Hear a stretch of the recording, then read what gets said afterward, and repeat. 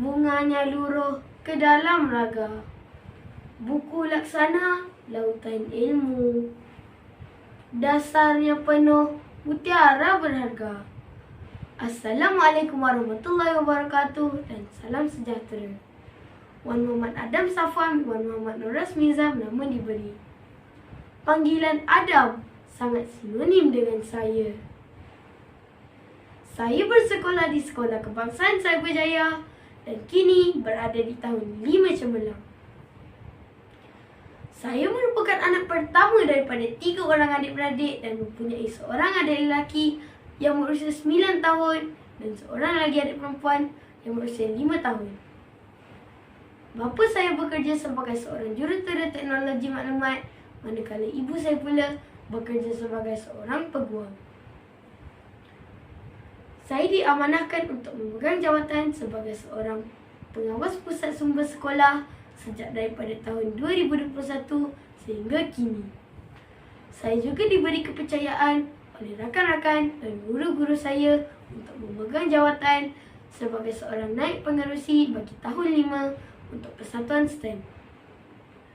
Antara pencapaian saya di sekolah adalah saya pernah menyertai pertandingan poetri bersama rakan sekelas saya seperti Minggu Bahasa Inggeris dan kami telah memenangi tempat pertama bagi pertandingan itu. Saya dan rakan sekelas yang lain juga pernah menyertai pertandingan choir sempena Bulan Kemerdekaan dan kami telah memenangi tempat ketiga untuk pertandingan itu. Saya juga pernah mendeklamasikan sajak yang bertajuk Rasuah sempena Bulan Bahasa Melayu. Saya juga pernah dianugerahkan Anugerah Sasial Terpuji pada tahun 2022. Itulah serba sedikit cerita tentang diri saya dan pencapaian saya. Pohon perdada di dalam taman menjadi idaman si anak rusa. Marilah rakan, marilah teman, kita membaca sepanjang masa.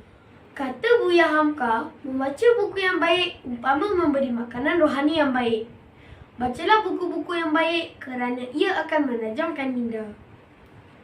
Antara koleksi-koleksi buku saya yang mencetak minda saya adalah sebuah buku yang bertajuk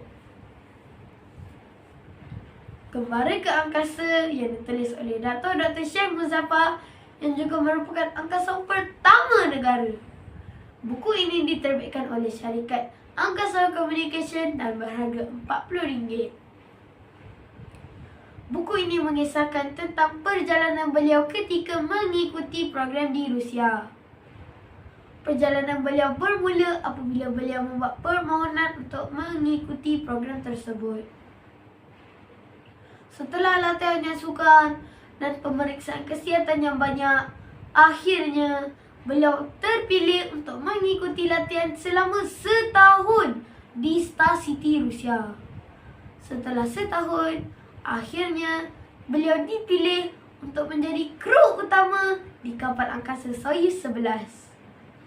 Buku ini ialah sebuah memori yang dapat dijadikan bacaan inspirasi kepada kita semua kerana ia memberitahu kepada kita bahawa tiada yang mustahil.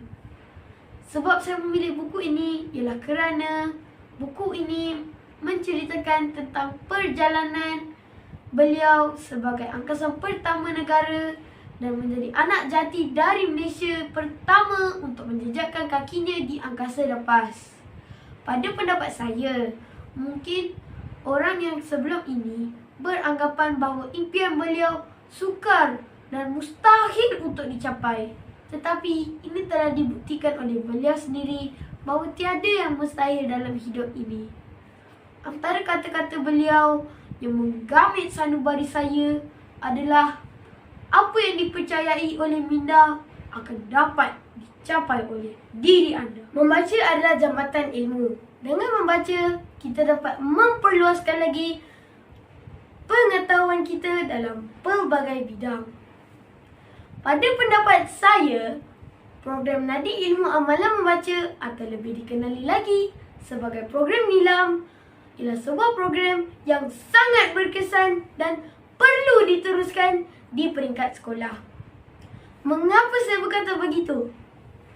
Pertama, Dengan membaca, kita dapat memperluaskan lagi pengetahuan kita dan secara tidak langsung ia dapat memupuk sifat minat kepada membaca dalam kalangan pelajar.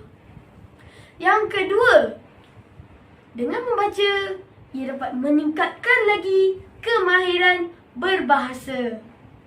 Yang ketiga dan yang terakhir, dengan membaca, ia membolehkan pelajar untuk menggunakan masa terluang mereka dengan berfaedah.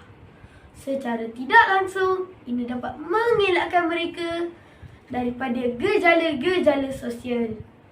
Berdasarkan hujah-hujah itu, pada pendapat saya, program ini perlu diteruskan di peringkat sekolah.